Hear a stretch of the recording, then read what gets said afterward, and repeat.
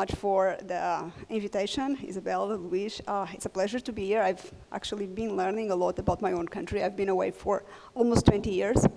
I really thank Danielle for the last slides, because it's one thing that is about life is that human capital includes education, includes well-being, social abilities, health, and this is all parts of something that we accumulate from the womb. It's a process that starts early on. And after the womb, we have preschool and early child care interventions. So I was asked to talk about preschool, and it's actually quite complicated. This is not working. So it's actually quite complicated to, is it possible? Okay, cool.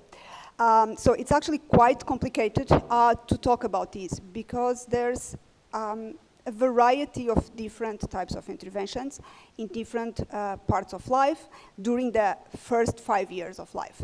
And what I will try to do is to kind of summarize the evidence that we have, mostly from developed countries. I'll talk a bit about developing countries, but 99% it will be about developed countries, the sources of data that people have been using to understand this, and where I think we need to have more information. So I always like to present and to use Nordic data, first because there's a lot of data to be used, and second, because one very striking thing is that usually if we find inequality... Microfone? Ok. Está a ouvir. Ok, está bem. Eu acho que até consigo falar sem microfone. This is very far away from my face. I have a small face. I'm a small person. Okay. Okay. Cool. Is it okay? Yeah. Okay. So I like to use Scandinavian data because if we find inequality in the most equal countries in the world, then these must exist elsewhere as well. And these are countries that provide universal health insurance. There is free primary and secondary education, in some cases tertiary education, and there has been an increase in spendings in education and also in healthcare.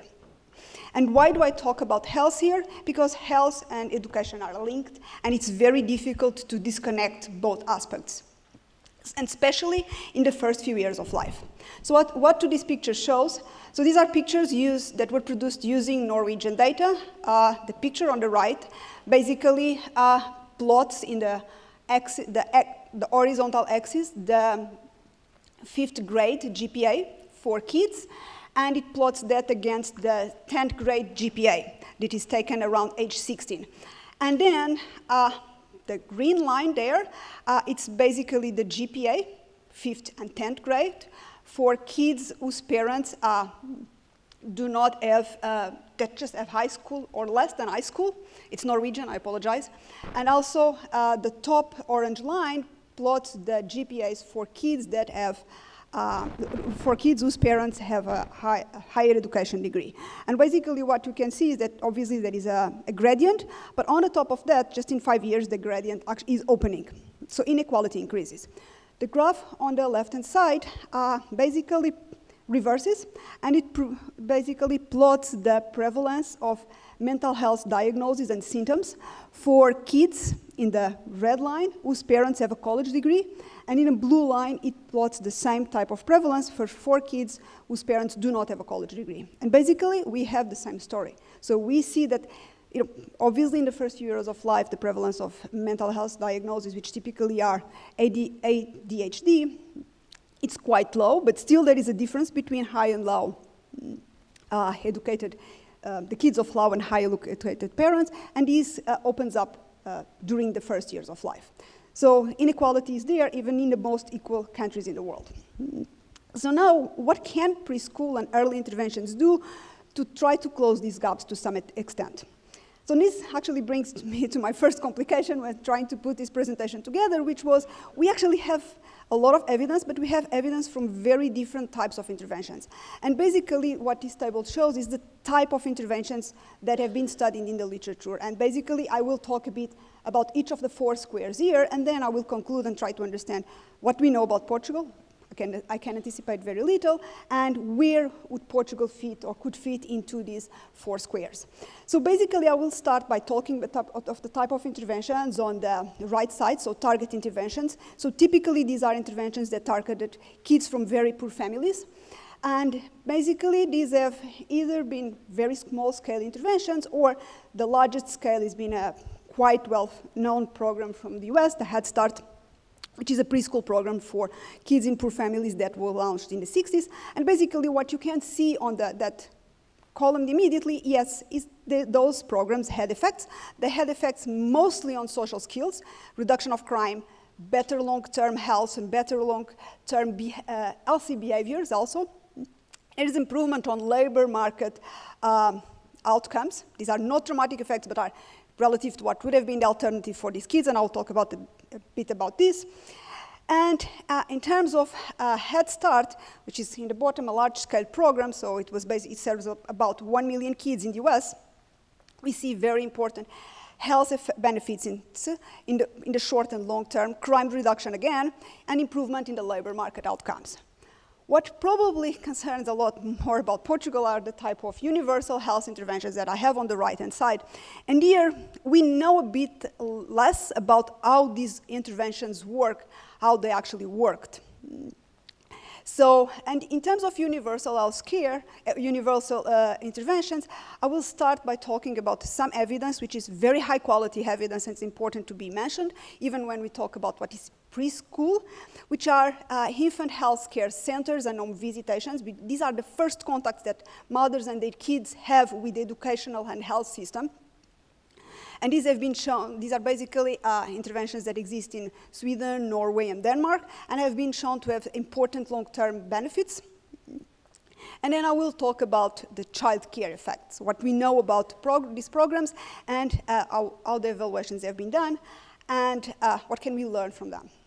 And finally, I will talk about an intervention, and also, in terms of rows, what I have are interventions on the top that have a single component, that is, they either provide kids with child care, a space where the kids can play and interact with teachers, or in the case of health tensions, the parents interact with the nurse, and the nurse teaches something to the parents. And also on the bottom row, what I have there are components that are multi-components, so they have integration of services. So they include the provision of childcare, but they include the provision of childcare and some other services. And one program that has been quite controversial in the UK is called the Sure Start. And I will tell you something about the short and medium term, both health and educational effects of this program. I will also talk a bit about the costs of these programs. Okay, so target interventions. So basically, most of the evidence that we have from long-term programs, it comes from small-scale targeted programs. So these have been evaluated as randomized controlled trials, and usually we say that there are as many studies about both the abecedarian and the peri-preschool as there are kids in the sample. These basically were programs that were launched in the 60s and in the 70s in the US. They target extremely, extremely disadvantaged kids. And the idea was, okay, let's expose a group of these kids, about 50, 60, to extremely expensive programs. And bear in mind, these are programs that cannot be offered at scale. So these are really trying to lift the bottom of the bottom. And basically, the way that it works in terms of the abecedarian, which was a program that offered not only preschool, but a number of other services, this was a two-stage program offered between ages 0 to 5. And during the first 5 years of life, kids in the treatment group, they received cognitive stimulation, social stimulation, and on the top of that, they had 8 hours of supervised care 5 days a week. And this was curricle-based. There is a second stage. I'm not going to talk about that because basically the evidence has not shown any effects of that. But this is extremely expensive, the poorest of the poor, and there has been sustained gains on health-related outcomes. And health, it's basically reduction in mortality when these kids reached age 60 and 70s. Also, an improvement in terms of cardiovascular problems. There is a crime reduction for males, and important educational gains and employment effects for girls. What comes to the preschool, it's essentially a very important program because it's a curricular-based program. It's basically taking, again, a group of 50, 60 extremely poor kids in the US, in a specific area in Michigan, and taking them to childcare between age 3 and 4, and then basically have for 2.5 hours a day. So not only the general childcare, but during 2.5 hours a day, having a very structured curricula in which the kids would engage with key objects, people, activities, ideas. So it was a very structured curricula that they follow. This is actually quite important because something that I'm going to talk a bit later, the Head Start, basically about 40 to half of the Head Start centers follow precisely these preschool curricula. And again, we see very, very important sustained gains in education, employment, wealth, use of welfare behavior, and also crime reduction. But again, these are extremely expensive programs, extremely difficult to scale up by governments. I think it just would be very much unsustainable. But it's still important to understand how they work. Then this brings us to the second type of programs, still on the right-hand side of the table that I showed you in the beginning, and I will talk about the Head Start. Why is this interesting? Because Head Start is a target intervention. It still runs today. It serves around almost 1 million of kids in the US. And there has been a lot of studies showing that there are some mild short-run improvements, but these effects are seen up to age 40. And importantly, we see increase in health insurance coverage. This is extremely important in the US because health insurance coverage means that the parents of kids essentially took some steps. These are poor kids, so the parents had to take some steps to actually enroll the entire family on what is called the Medicaid, because these kids are also eligible for the Medicaid. So the family became more engaged. There are medium-term benefits in terms of reduction of child mortality, reduction in obesity, and also depression. In terms of medium term, we don't know much. We don't see much in terms of improvements of educational outcomes, I must say. I've evaluated this program. But we see long-term benefits in terms of adult earnings, improved education, reduction of high school dropout, and a reduction in smoking and crime. And what is more interesting is that the kids of these parents also seem to have improved their outcomes. So there are effects that we can see in the next generation. And I'm going to talk a bit about my own work. So a few years ago, when I started my PhD, the first paper that I actually wrote was trying to understand the effects of this program with my then PhD supervisor.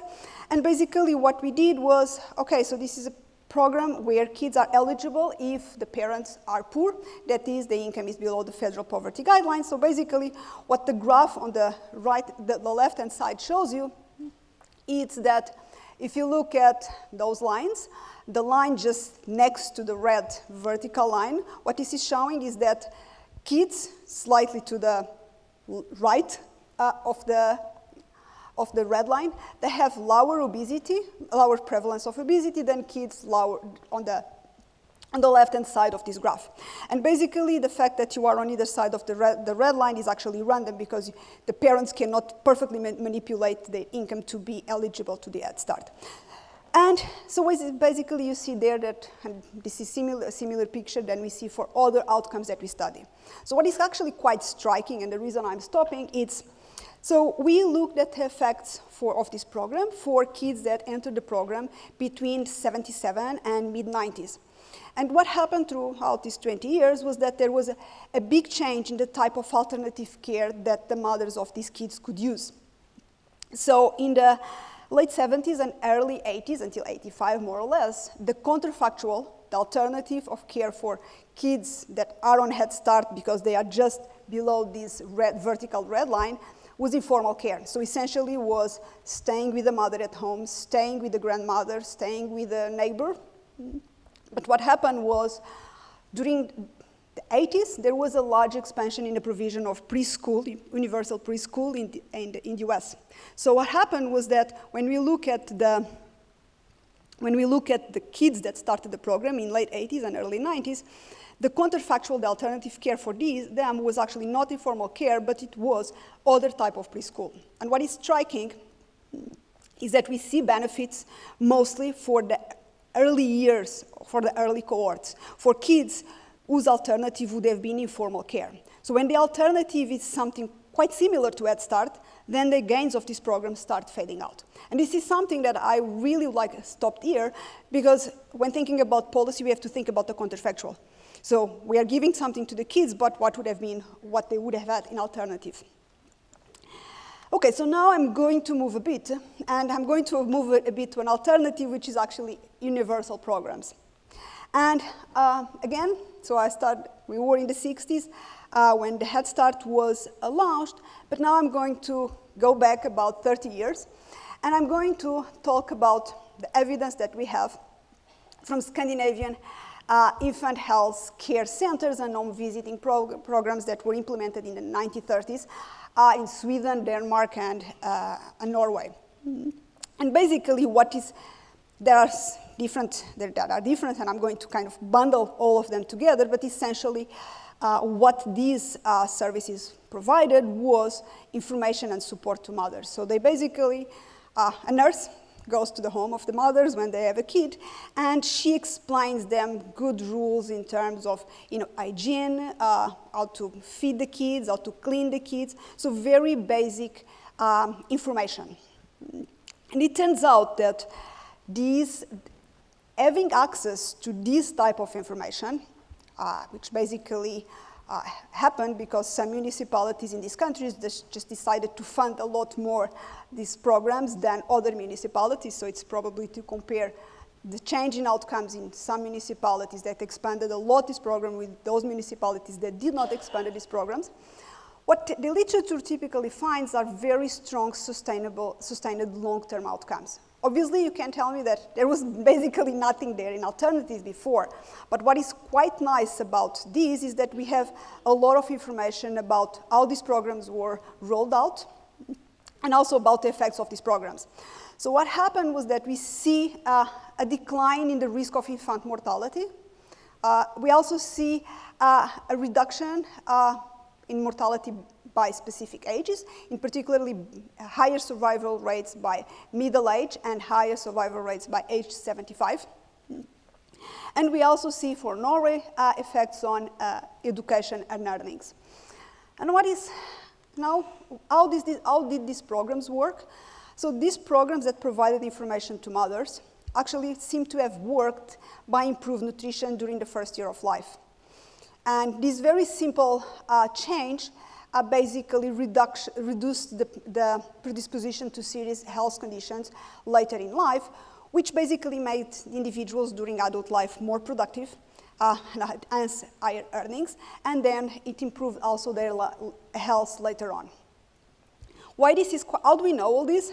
We know all this because there has been a systematic gathering and use of administrative records in the Scandinavian countries. So what I can do by working in Sweden and Norway is I can actually, and my colleagues that wrote these studies, I didn't work on these particular papers, we can actually merge tax records of individuals, so basically the tax declarations that we fill every year, with our educational records. Also with the data on the use of health services, so each time I go to the GP in Norway, there is a record of what the doctor diagnosed me during the visit, what was the visit about? Was it a short visit, 5 minutes, or a long visit, 20 minutes, where there was an extensive checkup? And also criminal records, social security records that include information about the use of sick leave, the motive of sick leave, how long you were on sick leave, do you have long spells of sick leave, do you have short spells of sick leave, are you on disability? So all in all, we are able to combine very rich administrative data with a number of different characteristics about the programs to basically provide evidence to the governments and to the research community about the effects of these interventions. So now I'm going to talk still about contemporaneous universal programs, more contemporaneous, and that typically are these childcare programs or preschool programs that we are used to talk about or think about. What do we know about these programs? And remember that when I told you about Head Start, I told you that the effects really seem to be driven by different cohorts, the cohorts whose kids had different alternatives. And this really plays a role when we look at the effects of universal child care.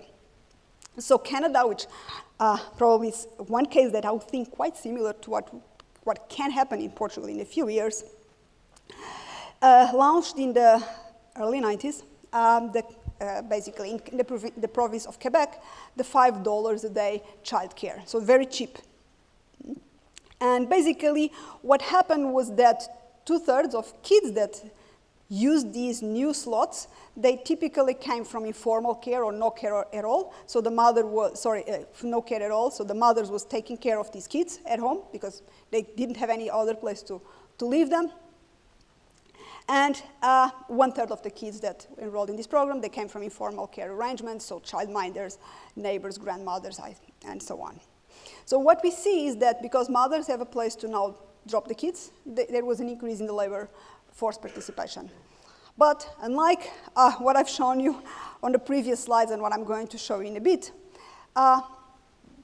the kids were worse off. The kids in Quebec that were exposed to this very cheap preschool program actually have worsening of their outcomes in terms of behavioral problems, a number of health dimensions.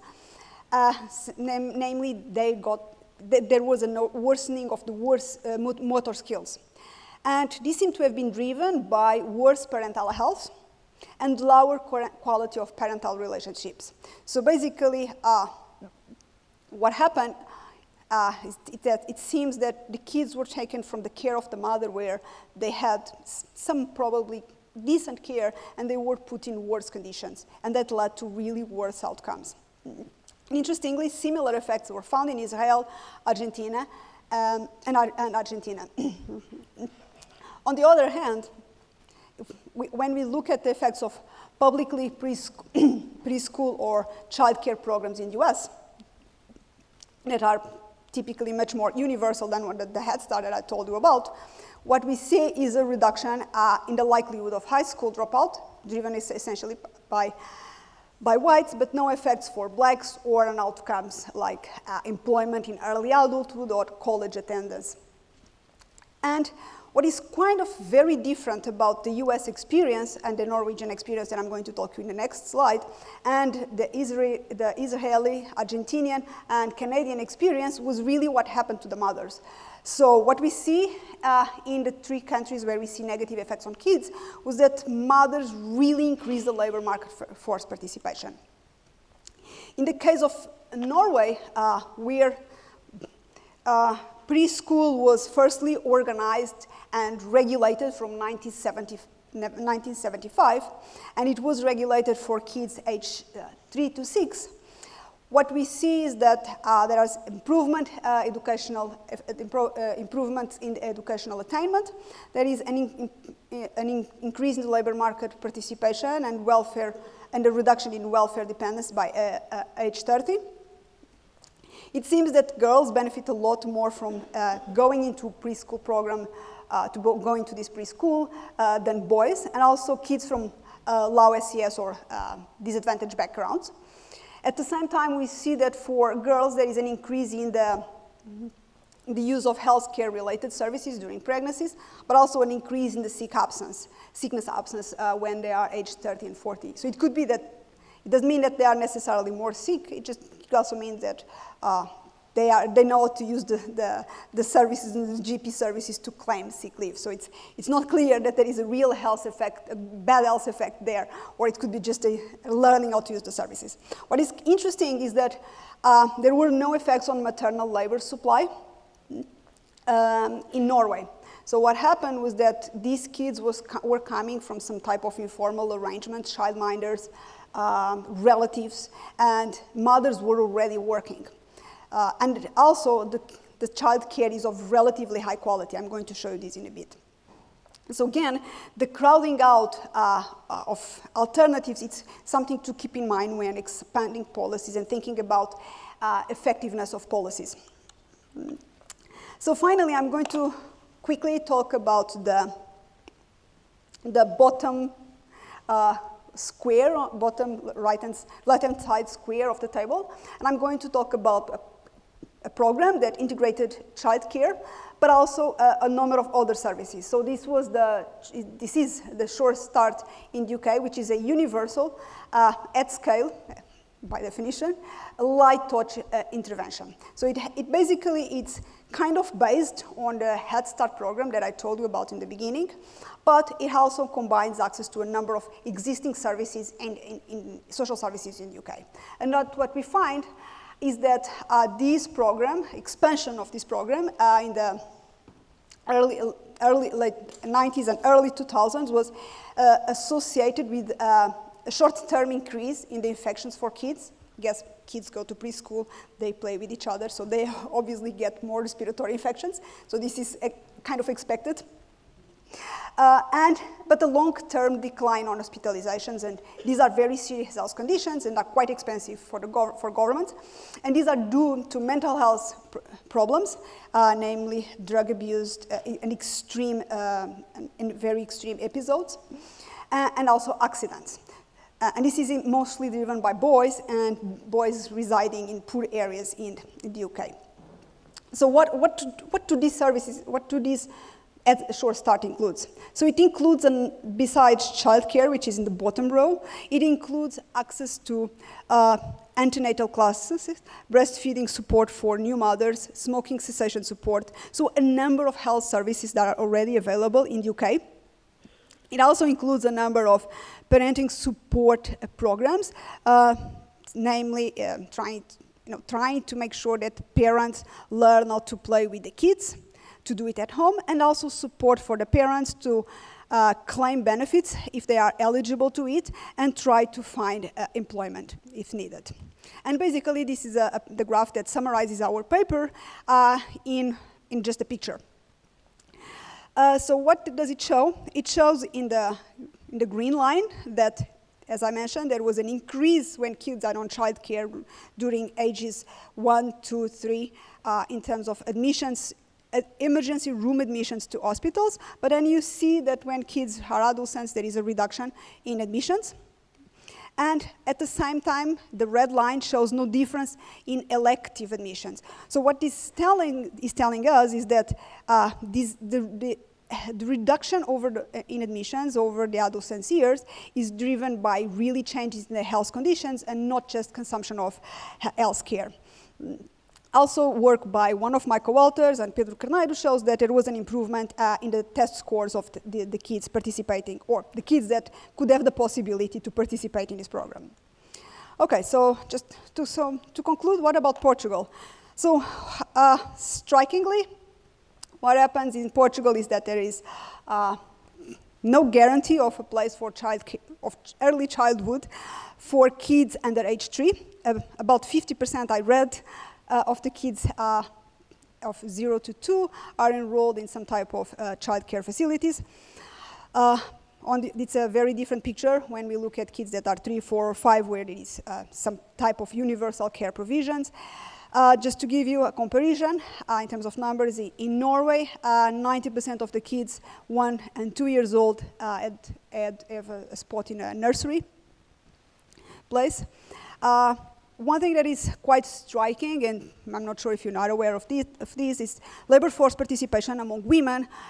It's as high in Portugal as it is in the Scandinavian countries. About 75% of women are working outside the home. This is very different than what happens in other countries in Southern Europe, which labor force participation is much lower for women. But what we know from the child care in Norway is that it's characterized by extremely high levels of quality. So the expenditure is around $6,000 per kid. And this is more than the Head Start that I've shown you about, that I've shown you a few slides ago. There are extensive requirements for the quality of child care and also environment in the centers. And there is a relatively low number of kids per staff. But still, there are different challenges here. So the first challenge is Norway as a GDP per capita, and I was really hesitant about write that in the slide. As a GDP per capita, that is about 3 times that of Portugal. So is it possible to have the same type of supply of services that we have there here? And a much more general problem is the fact that we have limited research, limited evidence on exactly how kids are kids affected in the long run, and how kids are affected by the current day interventions, because simply we have not been that good at gathering some types of data. And this is not only the case of Portugal, this is also the case of Scandinavian countries. We know very little about the quality of the staff in the preschools. And at final, that is, when we think about preschools, we have to think about a number of other family policies. And there's no way I have time to talk about this. But an important component of this is definitely parental leave policies. And I will just stop here.